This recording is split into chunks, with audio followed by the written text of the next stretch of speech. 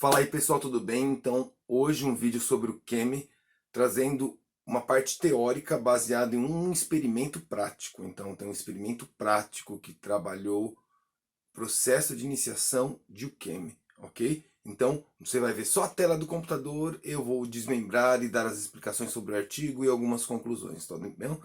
Vamos lá pro vídeo, valeu!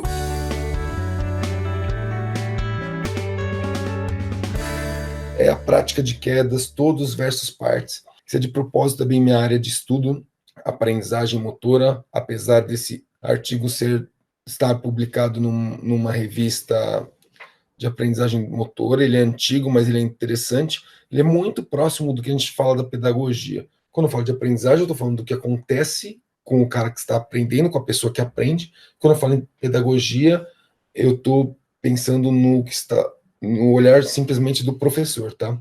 Ele tem bem uma mistura, tanto é que ele não controla algum dos elementos que em aprendizagem motora nós somos cobrados nas publicações hoje em dia, legal? Vamos lá. O que eles fazem? Eles comparam dois métodos, diferentes métodos de aprendizagem das quedas. A prática pelo todo ou a prática das partes. O que é a prática pelo todo? Eu preciso aprender uma habilidade, a queda. Eu ensino como ela é, da maneira mais completa possível, mais próxima da realidade possível. A prática por partes, eu fragmento, eu quebro essa habilidade, e aí tem algumas estratégias de quebra, depende da habilidade a ser ensinada, para, em teoria, facilitar a aprendizagem. No caso, como a queda ela tem um tempo determinado, você não consegue fazer metade da queda e a outra metade, né? Ela é seriada. Então, o que se consegue fazer é um tipo de prática por partes que eles chamam de simplificação. Eu posso mexer nessa habilidade no sentido de facilitar, por exemplo, o que vai acontecer aqui é, no início dessa queda, em vez de começar em pé, iniciar de joelho e modificar as velocidades, ok? Então, eles fizeram dois grupos com 60 indivíduos no total. Na verdade, vocês vão perceber que são 6 grupos de 10. Eles usaram esses 6 grupos de 10 para dividir os grupos por igual, e esses grupos estavam em aulas diferentes. Então, eles acabaram avaliando 6 grupos, mas na verdade são sendo com 2 estratégias diferentes, tá? Um grupo foi ensinado essa prática por partes, eu vou explicar já logo abaixo. O grupo 2 pela prática do todo. Esse trabalho demorou 16 semanas, sendo 2 vezes por semana, uma aula de 45 minutos, ok? Olha só, por isso que eles falaram classe 1, 3 e 5, que eles dividiram as classes para ficar equilibradas as notas. Essas 16 semanas, é interessante eu afirmar, não está claro no estudo a quantidade de prática, mas o que ele deixou claro é que na primeira semana, da segunda à sétima semana, eles fizeram a introdução às quedas, utilizando queda para trás, queda para o lado, as batidas de mão no chão para ambos os grupos, isso é importante. Da oitava à 11ª semana, eles praticaram a queda, mas já nessa forma de joelho e levantando. Na 12ª semana, eles já praticaram de uma maneira completa, mas sem velocidade completa, de uma certa forma em câmera lenta. Na 13ª semana aumentaram essa velocidade, e na 14ª semana somente, que eles fizeram a velocidade completa. E os testes, eles utilizaram lutas e quedas para fazer esses testes. Então, lutas simuladas para que acontecessem as quedas, e avaliaram essa queda, e testes de quedas mesmo, ok? O outro grupo, grupo 2, pode ver que da primeira, segunda até a 7ª semana é exatamente similar à introdução, a explicação da queda, as partes iniciais e os pontos-chave em relação à queda, principalmente queda lateral e queda para os lados. Da 8ª à 11ª semana, sim, a queda com rolamento, que a gente chama de Zenpokai Tenryokemi, eles já aprenderam de uma maneira completa e numa velocidade chamada de natural. E pode ver que eles colocaram aqui 12ª, 13ª, mas não muda. Então, eles fizeram uma revisitação, a queda completa, revisitação, contexto completo. Quando eu falo contexto aqui, me desculpe, mas tem projeção com alguém te derrubando dessa mesma queda, ok? E os testes foram similares. O que foi encontrado como resultado, né?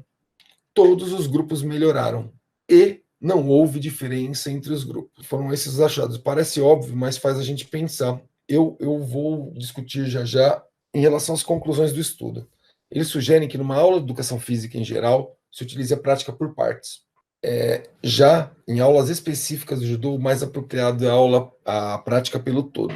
Eu tenho uma opinião um pouco diferente sobre isso, que eu vou falar a seguir, pensando em aprendizagem motora, lembrando que esse artigo é de 1981. A ideia agora é falar sobre o dia a dia, a prática pedagógica. O que acontece? Pensando em iniciação e criança, é importantíssimo você selecionar os golpes. Eu evitaria golpes mais altos e evitaria e deixaria os golpes de rasteiras mais baixos. Por quê?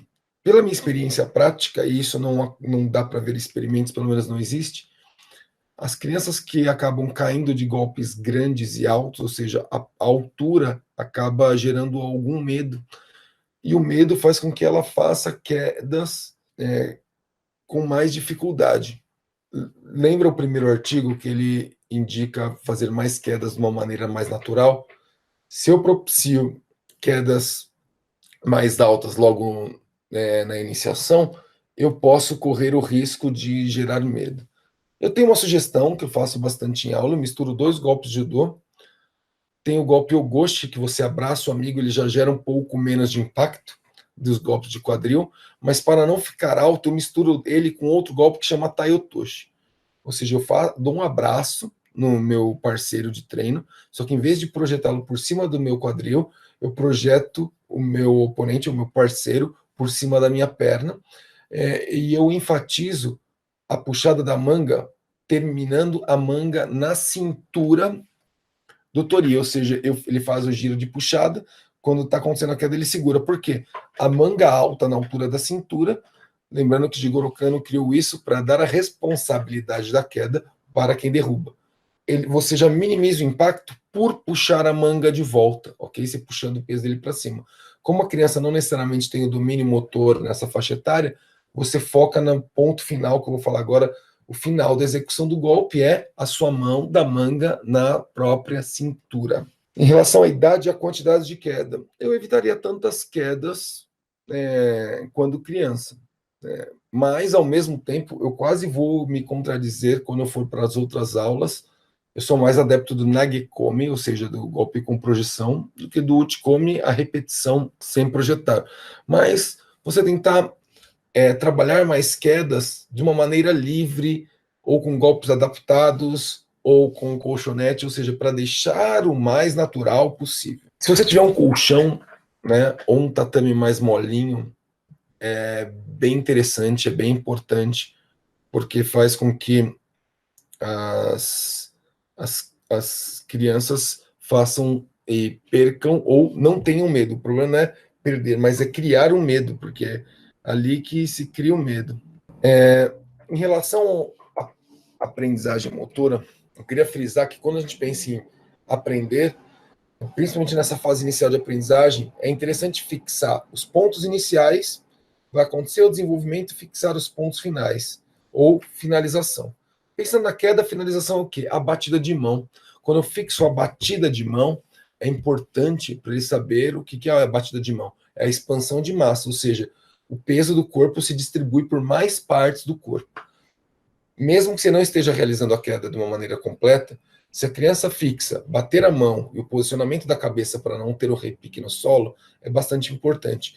E bem fixa a parte inicial. Eu não vou trazer muitos elementos práticos, eu vou soltar um vídeo nas próximas semanas que eu falo sobre uma estratégia de queda que eu fiz em uma aula que deu certo.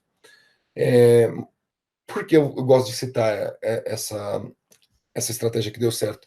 Porque era um aluno com deficiência motora, ele era um TDC claramente, não precisava nem fazer testes para saber que ele tinha dificuldade motora e de atenção. Então, eu fixei a parte inicial, principalmente eu fixei a mão de proteção do corpo, que é a mão que está mais afundada, para ele poder fazer a queda e o desenvolvimento, ou seja, eu tendo bem fixo a parte inicial e final, o desenvolvimento acaba sendo consequência aí.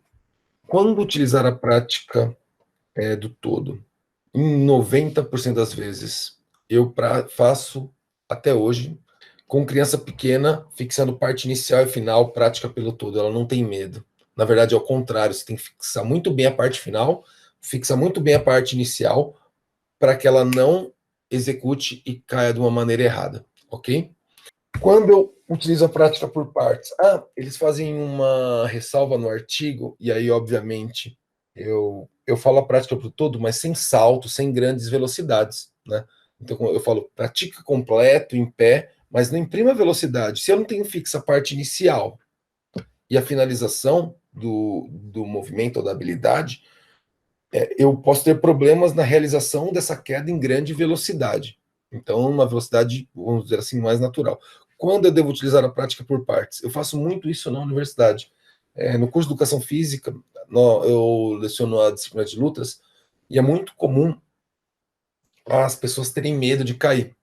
E aí a prática por partes, ela funciona muito para ajudar a tirar o medo de quem tem medo de cair, né? Ela ajuda muito, inclusive adulto. E eu criei também uma sequência pedagógica, não foi sozinho, na verdade, eu falo eu criei, mas eu utilizei uns elementos que o professor André Luiz utilizava, trouxe alguns elementos que eu já usava com as crianças, criei uma situação um pouco diferente da convencional do judô, principalmente para tirar o medo. Mas, como eu disse, pensando na minha aula de judô e criança, eu sou adepto à prática do todo.